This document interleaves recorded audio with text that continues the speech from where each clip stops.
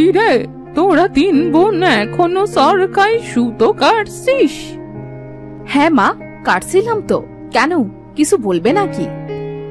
বলছিলাম রান্না করার মতো ঘরে কোনো জ্বালানি নেই, তোরা কি কিছু জ্বালানি এনে দিতে পারবি? হ্যাঁ মা, কাছেই তো জঙ্গল, তুমি একটু বসো, আমরা এখনই জঙ্গল থেকে জ্বালানি এনে দেব।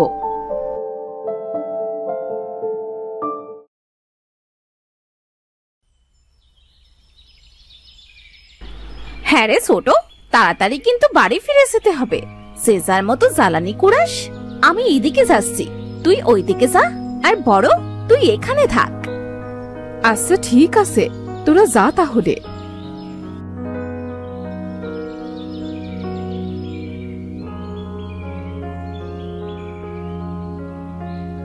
এই, তোদের হয়ে গেছে, এবার চল বাড়িতে যাই, আর জ্বালানি কুড়োতে হবে না। হ্যাঁ বড়, চল, দুদিন আর না আসলেও হবে, আবার দুদিন পরে আসবো।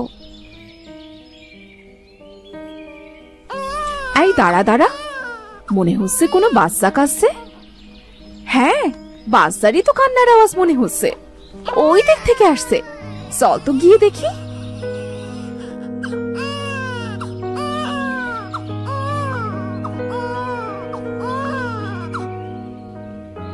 বোন, মনে হচ্ছে আমাদের আরো ভেতরে যেতে হবে, কান্নার আওয়াজটা তো জঙ্গলের গভীর থেকে আসছে।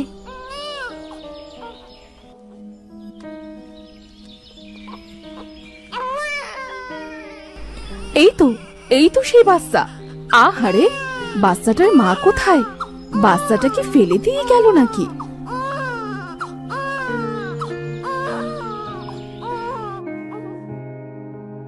কই দেখি দেখি বাচ্চাটা। আহা, কত সুন্দর দেখতে।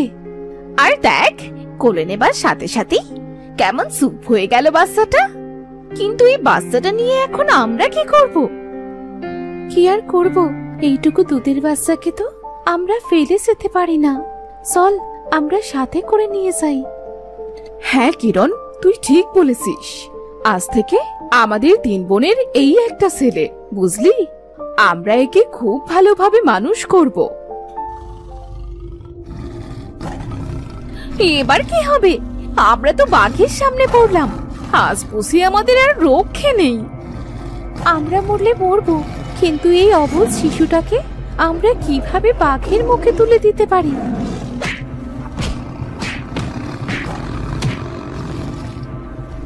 আরে, এটা কি হলো? বাঘটিকে এভাবে মারলো কে? আর দেখ, বাঘটি ভয়ে কিভাবে পালালো। হলে বাবালে, বাচ্চাটি দেখতে কি সুন্দর, কি মিষ্টি করে হাসছে। বাঘ চলে যাওয়ায় মনে হচ্ছে বাচ্চাটিও খুব খুশি হয়েছে।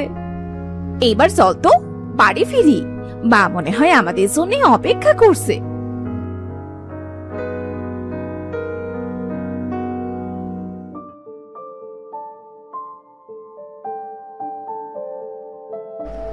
এই বাচ্চাটা কার? এটা আমাদের তিন বোনের ছেলে মা। কি বলছিস তোরা? তোরা তিন বোন ছেলে পেলে কোথায়? মা, এই বাচ্চাটা জঙ্গলে পেয়েছি আমরা। বাচ্চাটাকে কে যেন জঙ্গলে ফেলে দিয়ে গেছে। একটা গাছের গোড়ায় খুব গাছ ছিল, তাই নিয়ে এসেছি। এত ছোট বাচ্চাটাকে তোরা কি করে মানুষ করবি? আমাদেরই তো ভালোভাবে সংসার চলে না। মা, দরকার হলে আমরা না খেয়ে আমাদের ছেলেকে মানুষ করব। দেখো মা, আমাদের ছেলের যত্নের কোনো কমতি রাখবো না। আচ্ছা, এর নাম কি রাখা যায় বলো তো? এর নাম আজ থেকে রত্ন। আমাদের তিন বোনের এই একটা রত্ন। চল, আমরা রত্নকে গোসল করিয়ে আনি। তাহলে তোরা দু বোনে গোসল করিয়ে আন, আমি সুতো দিয়ে একটা সুন্দর দেখে জামা বানিয়ে দিচ্ছি। তোদের খুশিতেই আমার খুশি। তোরা একটা ছেলে পেয়ে যখন এত খুশি, তখন আমিও খুশি।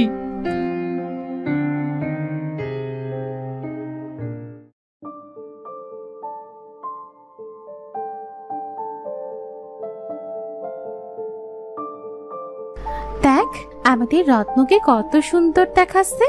চল, এবার আমরা ওর জন্য খাবারের ব্যবস্থা করি।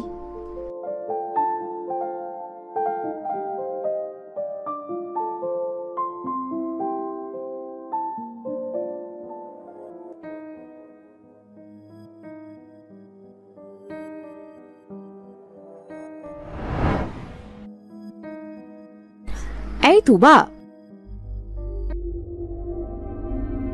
আমাদের কালো মুরগিটা তো কাল থেকে দেখছি না। মুরগিটা গেল কোথায় বল দেখি? তা তো জানি না। কেন, কাল বাড়ি আসেনি? না তো, বাড়িতেও তো আসেনি। যাই হোক, বাড়িতে আজ কিছু নেই। কি রান্না করব বল দেখি? আজ বিরিয়ানি আর মাংস রান্না করো মা। হলে বাবালে, বিরিয়ানি মাংস? বাবা রত্ন, আজ বাড়িতে তো কিছুই নেই। তোকে বিরিয়ানি মাংস 2 দিন পরে রান্না করে দেব, কেমন? আচ্ছা মা। এই তো আমাদের সোনা ছেলেটা।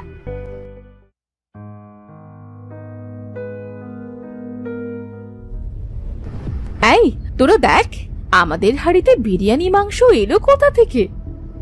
ও মা, তাই তো, কি হচ্ছে সব আমাদের বাড়িতে? যাই হোক, আমাদের রত্ন তো খেতে পারবে। সে দিয়েছে, তাকে অনেক ধন্যবাদ।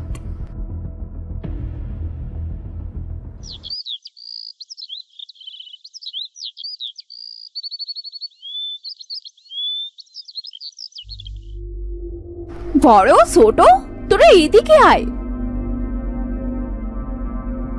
দেখ, আজ আমাদের ঘরে একটাও মুরগি নেই। এতগুলো মুরগি খেলো কে? কি হচ্ছে আমাদের বাড়িতে? মা, তোমরা এত চিন্তা করছো কেন? যার খিদা লেগেছে সেই হয়তো খেয়েছে। কি বলছিস বাবা?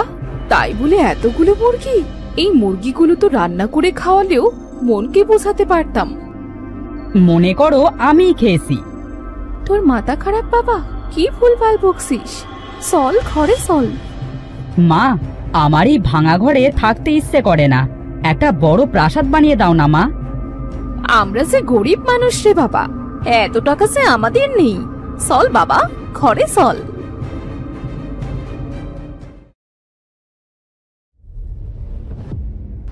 আরে বাপরে, মা মা দেখো, আমাদের কত বড় প্রাসাদ হয়ে গেছে। এটা কিভাবে সম্ভব? আমাদের কুড়ে ঘরটি গেল কোথায়? হেই, আমার না এবার সত্যি সত্যি ভয় করছে রে। আমাদের সাথে এমন কেন হচ্ছে? মা, তোমরা বাড়িটা ঘুরে দেখতে লাগো, আমি একটু বাইরে থেকে ঘুরে আসি।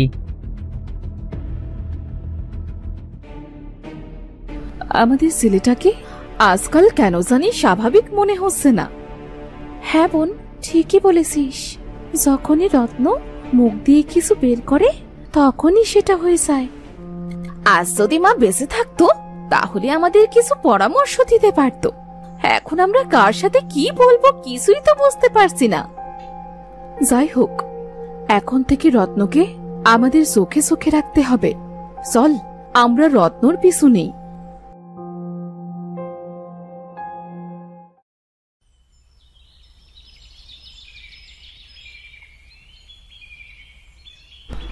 বড় মেজো, আমাদের ছেলেটা তো দেখছি জঙ্গলে যাচ্ছে।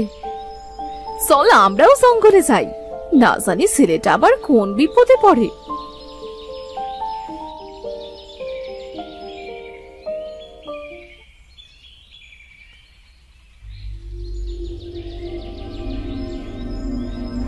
হে, আমি কি দেখছি? আমাদের ছেলেটা একটা রাক্ষস। ও আজ তো একটা হরিণ খেয়ে ফেললো। ওই ওই মুরগি খাওয়া, বাড়ি দেওয়া, বিরিয়ানি মাংস সব আমাদের ছেলের কাজ।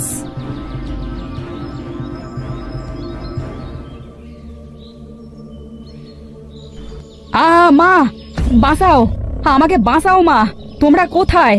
আমাকে কে যেন নিয়ে যাচ্ছে। আমি তোর মা বাবা, আমার সাথে চল। দাঁড়াও, আমাদের ছেলেকে ছেড়ে দাও। ও আমাদের ছেলে না, এ আমার ছেলে। আজ থেকে 5 বছর আগে একে আমি হারিয়ে ফেলেছিলাম। মা, আমি তোমাদের কাছে যাব।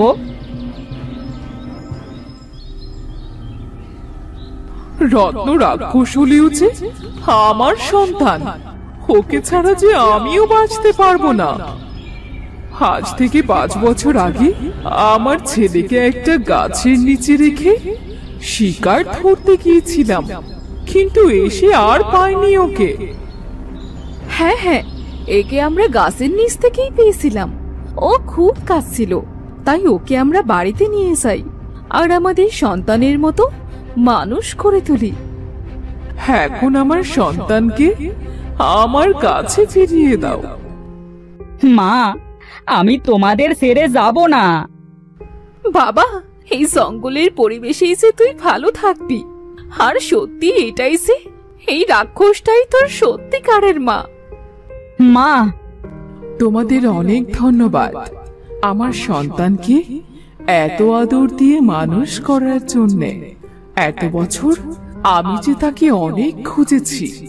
আমি জানতাম আমার সন্তান যেখানেই থাকুক 5 বছর পরে সে ঠিকই এই জঙ্গলে আসবে শিকার ধরার জন্য, কারণ 5 বছর পর সে আস্তে আস্তে রাক্ষসের রূপে ফিরে আসবে।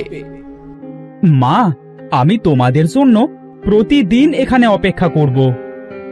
হ্যাঁ বাবা, আমরাও আসবো, আর তুই সব সময় ভালো থাকিস বাবা। ছেলেটাকে ছাড়া যে থাকতে খুব কষ্ট হবে। কখনো ভাবিনি আমাদের ছেলেটা একটা রাক্ষস হবে আর তাকে ছাড়া থাকতে হবে। ও তাই রাক্ষস মায়ের সাথে থাকলেই ভালো থাকবে। আমাদের সাথে থাকলে তো ওর খাবারও আমরা কোনোদিন দিতে পারবো না। চল এবার আমরা বাড়ি ফিরে যাই, আজ যে বাড়িটা বড্ড খালি খালি মনে হবে।